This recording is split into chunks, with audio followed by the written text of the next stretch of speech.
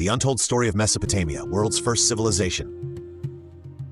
Picture this: 6,000 years ago, before Rome, before Egypt's pyramids, humans did something radical. They stopped wandering. They built cities. They invented writing, laws, and the 60-minute hour you still use today. In a land between two rivers, civilization was born. But it wasn't peaceful. It was brutal, brilliant, and forgotten for millennia.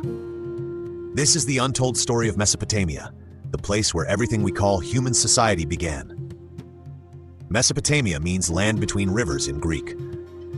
Those rivers were the Tigris and Euphrates, flowing through modern-day Iraq, parts of Syria, Turkey, and Kuwait. Around 4000 BCE, this flat, fertile plain became the stage for the world's first experiment in civilization. 1. Why here? Geography built the first cities. Unlike Egypt's predictable Nile, the Tigris and Euphrates flooded violently and unpredictably. Survival meant cooperation. Villages banded together to build canals, levees, and reservoirs. That forced organization. By 3500 BC, the Sumerians turned clusters of villages into Uruk, arguably the world's first true city, with 40,000 plus people. Uruk wasn't just big, it was complex. You had farmers, priests, craftsmen, soldiers, and scribes. To manage grain, labor, and taxes, they needed record keeping. So around 3400 BCE, they invented cuneiform. Wedge-shaped marks pressed into clay tablets. At first, it was just accounting. 32 sheep, Temple of Inanna. But within 500 years, it became literature, law, and history. The moment humans could write, the past stopped dying with memory. The Sumerians, inventors of almost everything. The Sumerians didn't have kings at first. Their cities were run by temples. The priest king, or Ensi, managed land on behalf of the gods. Every surplus of barley or wool belonged to the temple economy. This system funded massive projects like ziggurats, step pyramids that touched the sky. The ziggurat of Ur still stands today.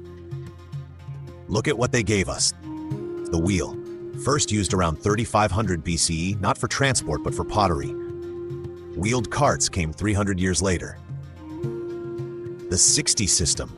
We divide hours into 60 minutes because Sumerians used base 60 math.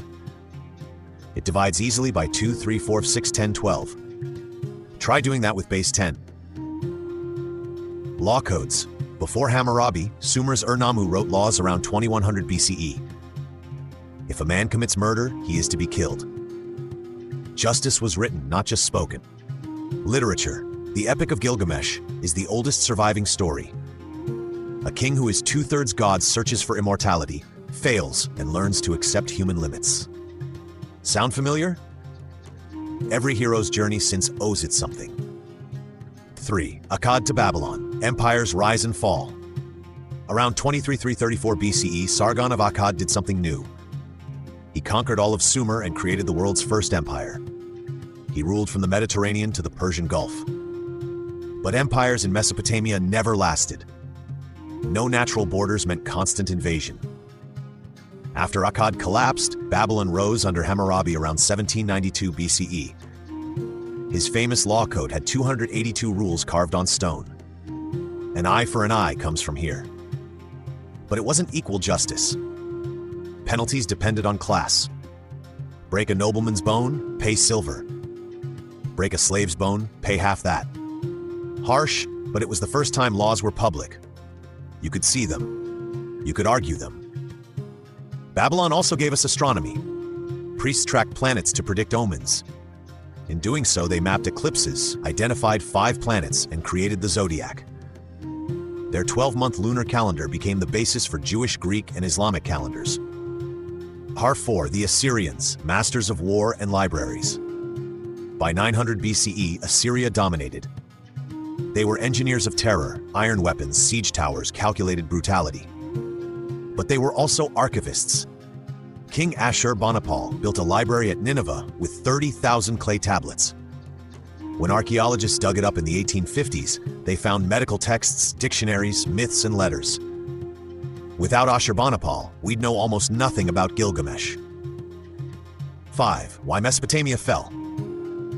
3 reasons killed Mesopotamia again and again. 1. Geography. No mountains or seas to protect it.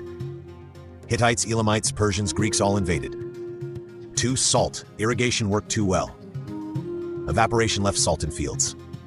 By 1700 BCE, southern Sumer was a wasteland. Wheat yields dropped 65%. Civilization starved. 3. Fragmentation. Cities fought each other as much as outsiders. Ur versus Lagash, Babylon versus Assyria. They never unified long enough. The final blow came in 539 BC when Persia's Cyrus the Great took Babylon without a fight. Later, Alexander the Great, the Parthians, and finally Islam swept through. The cuneiform script was forgotten. For 2,000 years, Mesopotamia was just mounds in the desert. 6. Rediscovery. The world remembers. In 1849, Austin Henry Layard dug at Nineveh and found Ashurbanipal's library. In 1872, George Smith translated the Epic of Gilgamesh and realized it had a flood story older than Noah's. Suddenly, the Bible wasn't the oldest book anymore. Mesopotamia changed how we see history. It proved civilization isn't just Greece and Rome. It showed that writing, law, and cities were answers to problems of scale, how to feed, organize, and govern thousands of strangers. We still live in Mesopotamia's shadow. Your 9-to-5 workday, 60-second minute, and written contracts trace back to the Tigris. The next time you write your name, remember, a Sumerian accountant did it first, pressing a reed into wet clay so a debt wouldn't be forgotten. Mesopotamia wasn't just the first civilization. It was the prototype for all of us. Thank you for watching. Like, share, and subscribe to our channel for more informative videos.